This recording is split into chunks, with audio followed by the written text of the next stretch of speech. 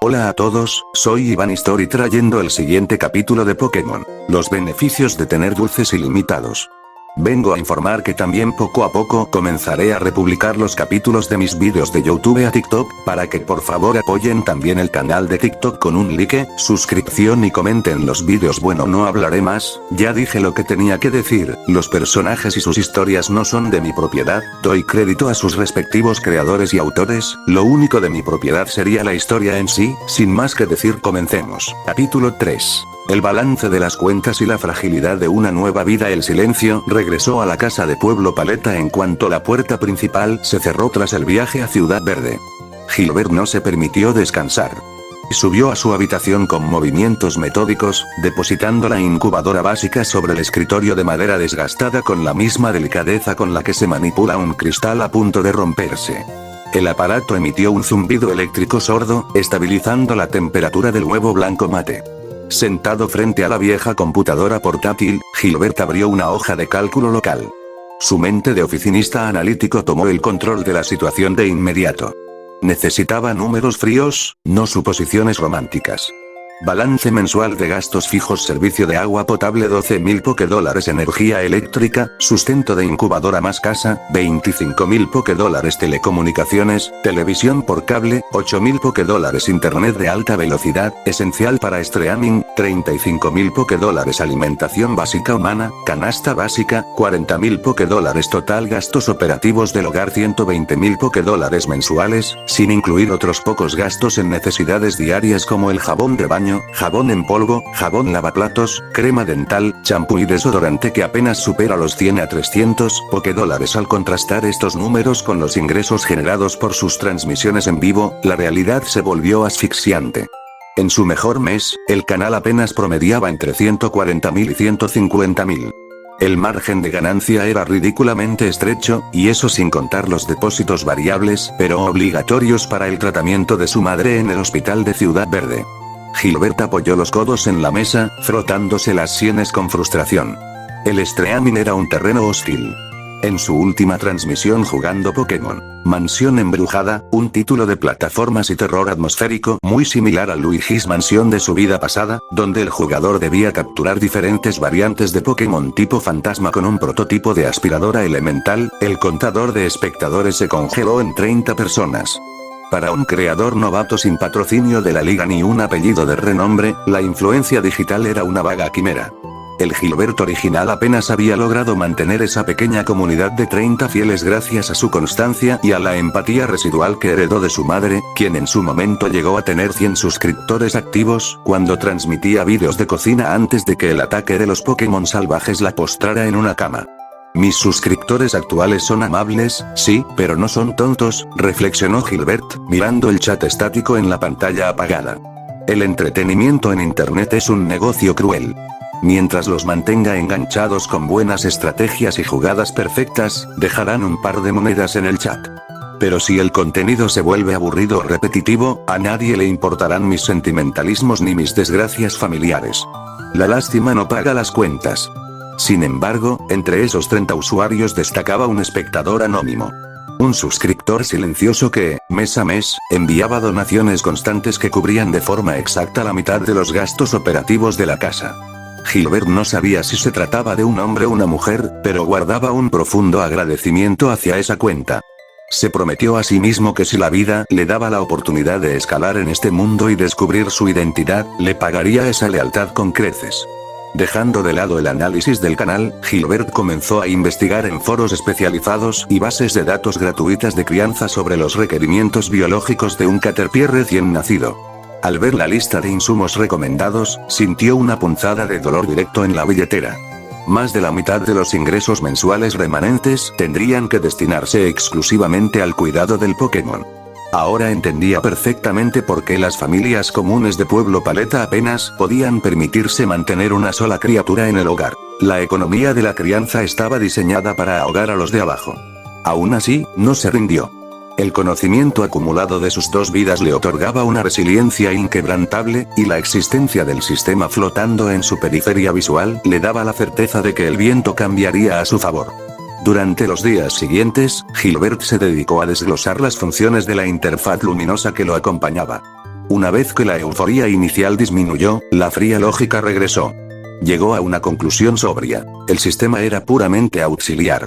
Fuera del suministro diario de un caramelo de experiencia de bajo nivel y la promesa latente de obtener un caramelo raro genuino una vez al año, la plataforma no le otorgaría habilidades divinas, ni dinero infinito, ni ventajas de combate automáticas. Seguía dependiendo de su propio sudor, de su astucia y de su capacidad para gestionar recursos. Tenía que avanzar paso a paso, sin cometer errores estratégicos. Una semana transcurrió entre extenuantes jornadas de edición de video, transmisiones nocturnas interactuando con su pequeño chat sobre las mejores rutas para evadir a los Ghastly en el juego, y revisiones constantes del termostato. «Ya ha pasado una semana», murmuró Gilbert una tarde, apartando la vista de la computadora. Según los registros de incubación, debería estar listo. Casi como si respondiera a sus palabras, un crujido agudo rompió el silencio de la habitación. El indicador ámbar de la incubadora comenzó a parpadear en rojo, emitiendo una alarma intermitente.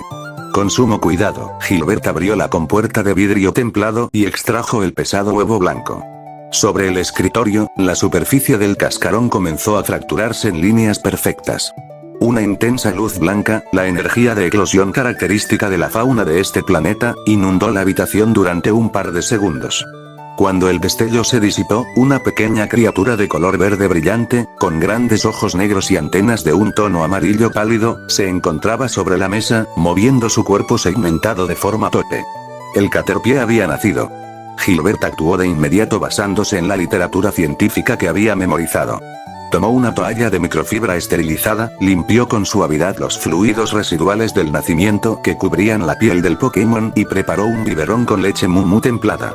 Cada gota de ese líquido le dolió en el alma. El costo de una sola botella de esa leche fortificada equivalía a varios días de su propia alimentación, pero era una inversión obligatoria. El caterpie, sintiendo el calor del biberón, se aferró al plástico con sus pequeñas patas delanteras y comenzó a succionar con avidez, emitiendo pequeños sonidos de satisfacción. «Come tranquilo», dijo Gilbert, observando cómo el nivel del líquido descendía. La literatura básica dice que los caterpies salvajes pueden procesar hojas verdes desde el primer minuto. Pero la recomendación de los criadores profesionales de la liga es estricta. El uso de leche Mumu durante los primeros 3 días es crucial para eliminar el período de fragilidad corporal. Lo que a la naturaleza le tomaría un mes entero de vulnerabilidad para fortalecer los músculos internos de la larva, la composición química de esta leche lo soluciona en 72 horas. Mientras el pequeño devoraba su alimento, Gilbert analizó la fisiología de la criatura con ojos científicos. A diferencia del enfoque infantil de la televisión de su antigua vida, los Pokémon en este mundo no eran amalgamas de energía mística que flotaban en el aire. Eran animales de carne y hueso. Tenían sistemas vasculares complejos, órganos internos definidos y una anatomía reproductiva real, adaptada en su totalidad a sistemas de cloacas similares a los de los reptiles terrestres. Aquellas teorías urbanas de que los Pokémon nacían de la nada o de la acumulación de sentimientos eran simples mitos para el consumo masivo. La verdadera diferencia radicaba en la energía elemental que impregnaba la atmósfera de este planeta. Según las investigaciones de los laboratorios locales, los Pokémon nacían con la capacidad innata de absorber y canalizar las corrientes de energía de la naturaleza para fortalecer su físico a niveles sobrehumanos. Los seres humanos no poseían esa capacidad de canalización activa, salvo raras excepciones que despertaban habilidades psíquicas o de aura. Sin embargo, la absorción subconsciente de esa misma energía a través del aire y de los alimentos elementales mejoraba drásticamente la biología humana. Una persona promedio en este mundo gozaba de una salud tan robusta que su esperanza de vida alcanzaba fácilmente los 200 años, y aquellos que se sometían a entrenamientos físicos rigurosos podían estirar ese límite hasta los 300 años de edad. Lo mismo ocurría con los animales comunes de este mundo, como las aves y los roedores ordinarios. No carecían de fuerza. Un lobo común de este planeta poseía una potencia física que avergonzaría a los depredadores del mundo anterior de Gilbert. La única razón por la que la fauna ordinaria no se había extinguido ante los Pokémon salvajes era una simple cuestión de cadena trófica elemental. A los Pokémon no les interesaba cazar animales comunes. La carne de un ciervo ordinario, aunque nutritiva para los estándares humanos, carecía por completo de la energía elemental que los Pokémon depredadores necesitaban para saciar su instinto de crecimiento. Preferían, por evolución y necesidad, cazarse entre ellos. El Caterpie terminó el biberón, soltó la tetina con un pequeño soplido y, buscando el calor corporal del joven, comenzó a arrastrarse lentamente por su brazo hasta acurrucarse en el hueco de sus manos, cerrando los ojos para comenzar su digestión. Gilbert lo miró fijamente, sintiendo el ligero peso de la larva sobre su piel. Concentró su mente, provocando que la interfaz azul del sistema se desplegara sobre el cuerpo dormido del Pokémon para registrar sus datos oficiales por primera vez. Panel del sistema, registro oficial, nombre Pokémon. Caterpie, nombre personal. Ninguno, edad. 0 años, recién nacido, raza. Pokémon gusano, género. Macho, calificación genética latente. Gris, rango básico, nivel actual. Un atributos innatos. Bicho, habilidad. Polvo escudo, evita efectos secundarios de los ataques. Habilidad oculta. Fuga, facilita la huida en combates. Atributos básicos PS. 12/12 pp. 10/10 ataque. 6 defensa. 5 ataque especial. 4 defensa especial. 4 velocidad. 7 atributos especiales vitalidad. 0,8 resistencia. 0,6 longevidad. 1,2, puede vivir mínimo 12 años si aún no evoluciona, físico. 0,7 encanto. 0,5 espíritu. 0,9 inteligencia. 1,0 suerte. 0,6 movimientos aprendidos placaje. 1 estrella, control deficiente, recién nacido, disparo demora. 1 estrella, sin desarrollar. Gilbert esbozó una pequeña y fría sonrisa al leer el panel, acariciando suavemente la cabeza redondeada de la larva. Te llamaré Dólar, dijo en voz baja, su tono cargado de un pragmatismo absoluto. Sé que puede sonar como un apodo mezquino y codicioso para una criatura viva, pero eres mi realidad actual. Eres mi única esperanza para generar los ingresos suficientes, pagar el tratamiento de mi madre y asegurar que no tengamos que volver a temblar cada vez que llegue la factura del agua, la luz o el internet. El Caterpie se removió ligeramente en sus brazos, buscando una posición más cómoda contra su pecho.